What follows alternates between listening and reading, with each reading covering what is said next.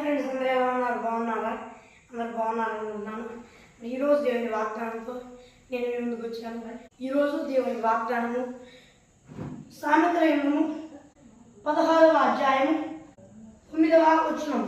ఒకడు తాను చేయబోతున్నది హృదయంలో యోచించుకును, యెహోవా వాని నడతను స్థిరపరచును.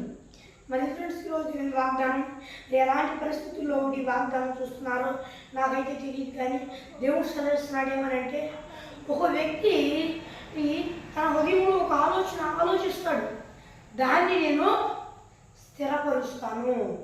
అయితే ఆ వ్యక్తి ఎవరో తెలుసా? ఆ వ్యక్తి నా యందు భయభక్తులు కలిగి ఉండాలి. అప్పుడు తన నడతను నేను స్థిరపరుస్తాను. అది ఒకటే కాదు, తన ఆలోచన కూడా నాకు ఇష్టానుసారమైనది అయితే తప్పకుండా స్థిరపరుస్తాను. భయపడవాక. ఈరోజు నువ్వు ఒక ఆలోచన చేసావు, అది నాకు ఇష్టానుసారమైనది అయితే తప్పకుండా స్థిరపరుస్తా. నీకు ఎంతమంది విరోధులు ఉన్నా భయపడవాక.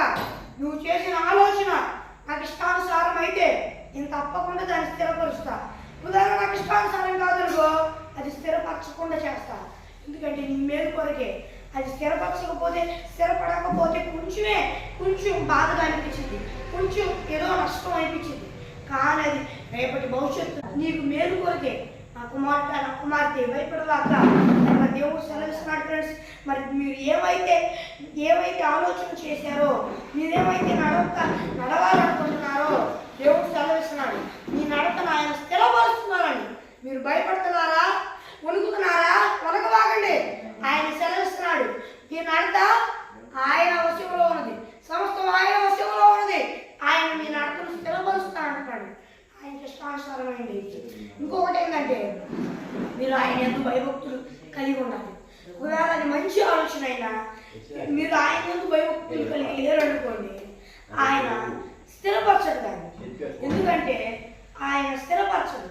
మీరు ఎప్పుడైతే ఆయన ఎందు భయభక్తులు కలిగి ఉంటారో ఆయన కృపను బట్టి స్థిరపరచుతారు. మరి దేవుని ఎందు భయభక్తులు లేకపోతే ఆయన కృప చూపించలేకపోతే సాతాను గడ్డి ఆటంకిస్తాడు. ఏమని? ఎందుకు కృప చూపిస్తున్నావు? నువ్వు తన ఎందు భయభక్తులు కలిగి ఉన్నాడా అని.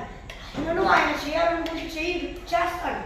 కానీ ఆయన ఎందు భయభక్తులు లేకపోవడం వలన మీరే చురుకుని చేసి ఆయన చేయాలనుకున్న దాన్ని ఆపుకుంటారు. కాబట్టి దేవుని యొక్క భయభక్తులు మొదటిగా కలిగి ఉండండి. ఇంకా ఆ తరువాత మీ ఆలోచిస్తుంది దేవునిదా కాదా, దేవుని ఆలోచన కాదా అనేది ఆలోచించండి. దేవుని ఆలోచన అనుకోండి, తప్పకుండా దేవుడు స్థిరపరుస్తాడు.